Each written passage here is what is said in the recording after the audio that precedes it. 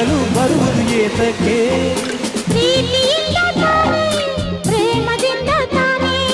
ಬರುವುದು ಹೇಗೆ ಇರುವುದು ಹೇಗೆ ತಿಳಿದಿದೆ ನಮಗೆ ಆದರೆ ಕೊನೆಗೆ ಹೋಗುವ ಘಳಿಗೆ ತಿಳಿಯದು ನಮಗೆ ಒಗಟಿದು ಎಲ್ಲರಿಗೆ ಜೀವನವೆಂದರೆ ಪ್ರೀತಿ ಎನ್ನೋಣ ಲೋಕದ ಸೃಷ್ಟಿಗೆ ಪ್ರೀತಿ ಕಾರಣ ಪ್ರೇಮ ಲೋಕದಿಂದ ತಂದ ಪ್ರೇಮದ ಸಂದೇಶ